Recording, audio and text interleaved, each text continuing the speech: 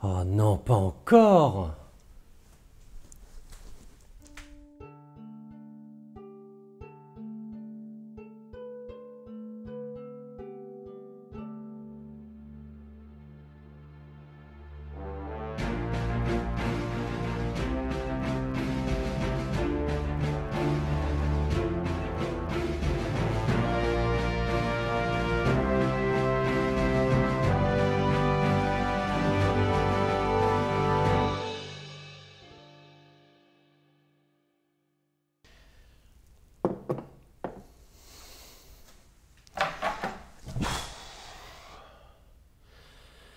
Bienvenue dans ce deuxième épisode consacré aux Vikings en Europe occidentale. Dans l'épisode précédent, nous avons pu voir certains ressorts du phénomène viking, ainsi que des éléments des réussites des premiers raids.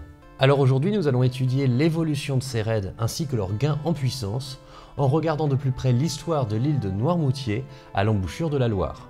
Évidemment, pour pouvoir suivre cette vidéo, je vous invite à voir la précédente si ce n'est pas déjà fait.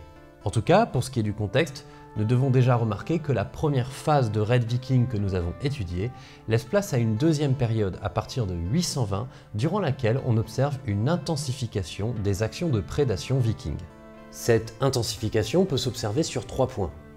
L'intensification du nombre de raids dans le temps, l'augmentation de la taille des flottes et l'augmentation du panel des cibles. Si au tout début on pouvait noter une certaine prudence de la part des Vikings ne frappant que des cibles très isolées, on remarque petit à petit qu'ils prennent en confiance et s'attaquent à des villes côtières, voire se mettent à remonter des fleuves et rivières, frappant de plus en plus en profondeur les territoires. Cette prise de confiance découle du fait que les bandes prennent l'habitude de s'unir momentanément pour obtenir les forces nécessaires à des attaques de plus grande ampleur. Mais la véritable innovation est ailleurs. En effet, les Vikings commencent à considérer la possibilité de s'installer, non pas dans une logique de colonisation, mais plutôt dans une logique d'avant-poste. L'idée est toute simple, en s'emparant de points côtiers faciles à défendre et en les fortifiant, les Vikings peuvent rayonner dans la région et y rapporter les ressources pillées. Les grands voyages de la Scandinavie ne servent alors plus qu'à faire transiter les bandes jusqu'à leur zone cible, et les retours à rapporter le butin. Les postes avancés de leur côté remplissent 3 missions. Ils servent de base de projection pour des raids plus profonds, de zone de repli pour les ravitaillements et l'entreposage des richesses, et enfin, ils servent également de centre d'hivernation afin de ne pas avoir à quitter la zone chaque année. Cette logique de poste avancé, loin d'être unique dans l'histoire militaire, montre surtout que l'activité viking se renforce au fur et à mesure des réussites. Au début, les petites îles côtières jouent parfaitement le rôle de place aisée à tenir. Mais on observe petit à petit la construction de petites fortifications sur les côtes, voire dans les terres. Et un autre excellent aspect de ces postes avancés est qu'ils peuvent servir de point de ralliement pour les différentes bandes vikings cherchant des cibles à raider. Car rappelez-vous, les vikings se forment en petites bandes autour d'un chef. La création d'une force plus importante ne peut alors se faire qu'à la condition d'une bonne entente entre plusieurs chefs et donc des objectifs communs. Et quoi de mieux qu'une petite île côtière occupée pour se rencontrer et se mettre d'accord sur une nouvelle cible? Et pour cela, étudier l'histoire de Noirmoutier, vous allez voir, ça illustre parfaitement le phénomène. Noirmoutier est une île à l'embouchure de la Loire, sur laquelle se trouve un monastère d'une certaine importance locale et contenant les restes de son fondateur, Saint Philibert. Et si vous voyez une ressemblance avec Lindisfarne, les Vikings aussi. Ils attaquent l'île un certain nombre de fois. En 820, en 830 et 3 fois en 835. À force, les locaux commencent à les connaître. Les moines décident de transférer les restes de Saint Philibert et abandonnent l'île. Les Francs, quant à eux, surveillent la zone en s'appuyant sur les Bretons. Or, ces derniers décident plutôt de profiter de la situation pour avancer sur le territoire franc en s'aidant des Vikings, intégrant ces derniers dans le jeu politique local. En 843, les Bretons, avec à leur tête Nominoé, avance sur Nantes, qui est alors le cœur d'une querelle entre un certain Lambert de Nantes, qui rejoint les Bretons, et Renaud de Nantes, représentant des intérêts francs. Ce dernier parvient à arrêter les troupes bretonnes appuyées par des Vikings à la bataille de Messac, mais se fait surprendre dans la foulée à la bataille de Blain. Affaibli, Nantes est pillée par les Vikings un mois plus tard, potentiellement aidé par Lambert qui n'a pu récupérer la ville. Si je vous raconte cela, c'est surtout pour vous montrer que les Vikings ne s'installent pas dans une zone par hasard. La faiblesse de la ville principale locale attire forcément les Vikings, qui se montrent particulièrement conscients de la faiblesse politique des différentes zones qu'ils attaquent, comme je vous le montrerai plus tard. En 846, 3 ans après le sac de Nantes, les Vikings s'installent sur l'île de Noirmoutier. Ils commencent alors à exploiter la zone proche tout en lançant des raids de plus en plus profonds. Dès 847, le comté d'Erbauge, pourtant créé pour résister aux Vikings, est mis à sac. Au fur et à mesure, ils s'enfoncent dans les terres par la Loire et installent un camp fortifié à Saint-Florent-le-Vieil en 851. S'ils sont battus à Brissac en 852, ils repartent de l'avant dès 853 en pillant Tours, ce qui suppose qu'ils ont réussi à passer Angers. En 855, c'est au tour de Blois d'être pillé. Et évidemment, tout ce que je vous raconte ici n'est que parcellaire. Il doit sûrement exister un certain nombre d'autres pillages plus petits, mais qui n'apparaissent pas dans les sources. Et autre facteur à prendre en compte, c'est que les Vikings se comportent comme ça partout. Ils s'installent donc sur plusieurs autres points et remontent d'autres cours d'eau. Ainsi, en 850, ils s'installent sur l'île de Ré, et à partir de là remontent la Charente et la Garonne, attaquant les Saintes et Bordeaux. En 853, 855 et 857, c'est Poitiers qui est assiégé, sûrement par des Vikings ayant remonté la Vienne, mais également potentiellement soutenus par des Vikings de l'île de Ré. En 856, c'est Orléans qui est pillé, et même Clermont. Si nous ne connaissons pas le chemin pris par les coupables, on remarquera qu'une fois Orléans passé, il n'y a plus de ville d'importance avant de trouver l'Allier qui mène droit à Clermont. Et cela va durer au moins jusqu'en 868. Non pas que par la suite les raids cessent, mais il y aura plusieurs modifications dans le comportement des Vikings par la suite. En effet, entre les années 820 et 860, on n'observe aucune volonté d'implantation de population. Les Vikings prennent des territoires pour créer des postes avancés.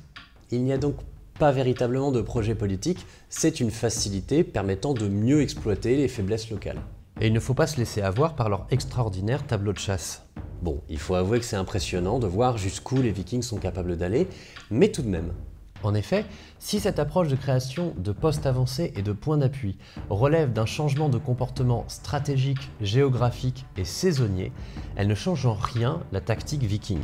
Ces derniers visent toujours le hit and run. Ils refusent le combat, s'en vont dès qu'un siège dure trop longtemps et exploitent au maximum leur contrôle fluvial pour éviter les fortifications. Le but reste d'être rapide et insaisissable. Les Vikings persistent à éviter les armées ennemies ainsi qu'à abandonner en cas de résistance trop importante. Avec quelques exceptions, j'en conviens. D'ailleurs, si on observe le bilan des troupes vikings, il est clairement mauvais. Ils perdent la majorité de leurs batailles dès qu'ils font face à des troupes bien ordonnées.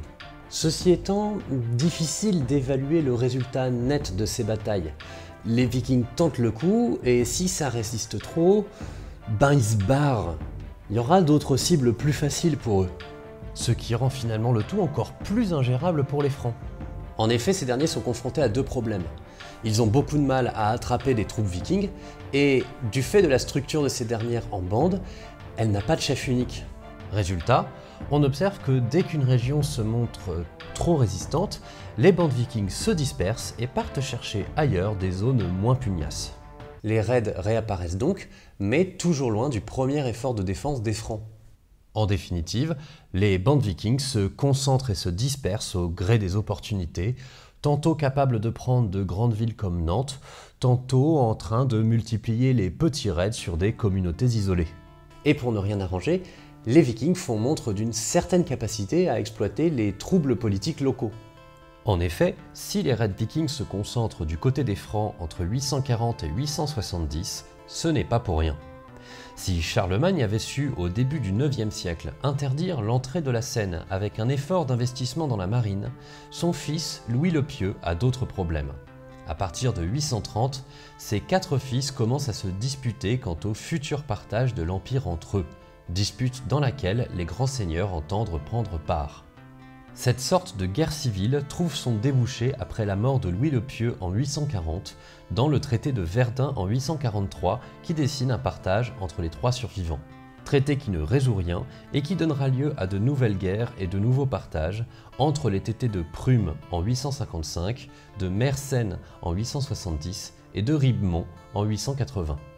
On comprendra que les Francs étaient bien incapables de contrer la menace viking jusque dans les années 870 dans ces conditions. Bon, techniquement, la Francie occidentale commence à bien tenir son terrain à partir des années 860, car son pouvoir se stabilise enfin. Les Francs fortifient les villes prises pour cible par les Vikings et commencent sérieusement à sécuriser les fleuves, soit par la création de flottilles locales, soit par la construction de ponts fortifiés. Les difficultés grandissant, les Vikings commencent à se calmer dans la région. Mais qu'à cela ne tienne, il se trouve que la Grande-Bretagne rentre justement dans une période politique troublée. Les Vikings changent tout simplement de cible et ne reviendront en Francie occidentale qu'une fois celle-ci de nouveau affaiblie. En tout cas, cette manière qu'ont les Vikings d'exploiter toujours les zones mal défendues a un effet non négligeable. En plus d'éviter les combats contre des armées techniquement et tactiquement supérieures, les Vikings montrent la faiblesse du pouvoir central quant à sa capacité à défendre les régions attaquées. Régions dont la population, noble, bourgeoise ou ecclésiastique notamment, cherche ses propres moyens d'éviter les destructions. Et finalement, peu optent pour une résistance acharnée. On préfère payer un tribut pour que les Vikings s'en aillent. C'est l'émergence du Danegeld, qui signifie littéralement tribut aux Danois. Même si le terme est surtout utilisé en Angleterre, finalement le phénomène est toujours le même. Payer un tribut pour que les Vikings s'en aillent. Et ses conséquences sont floues. Pour certains, notamment pour les contemporains, le Danegeld n'a fait qu'empirer les choses. Dès qu'on sait qu'il suffit de venir aux abords d'une ville et de taper un peu sur son bouclier pour obtenir de l'argent et revenir l'année prochaine, forcément ça motive.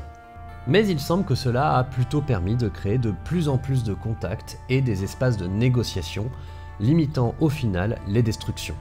Oh bon, et c'est pas parfait non plus, mais ça a peut-être un peu aidé à calmer les choses. Mais ce qu'il faut bien comprendre, c'est la charge symbolique du tribut aux yeux de la population. Le tribut, tout comme le raid, est un phénomène culturel tout à fait partagé en Europe.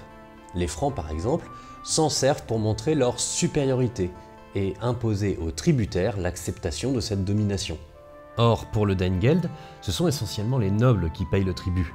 Nobles dont la posture sociale est censée être justifiée par leur mission militaire. Autrement dit, payer un tribut relève d'un aveu de faiblesse très fort pour les nobles auprès de la population, nourrissant un sentiment d'impuissance et d'abandon, tant du pouvoir central que des élites locales. Et cela crée de nombreuses critiques, notamment chez les ecclésiastiques. Cette soumission à des païens ne devrait pas advenir, les nobles faillissent ici. Bref, le Danegeld évite certes de nombreuses destructions, mais crée également une incompréhension fragilisant l'équilibre social des régions concernées. Surtout quand on voit la capacité des Vikings à revenir. En tout cas, cette stratégie non concertée de post-avancée s'avère plus qu'efficace pour exploiter en profondeur les régions fragiles et permettre aux flottes vikings de plus en plus grandes et de plus en plus nombreuses d'opérer avec régularité.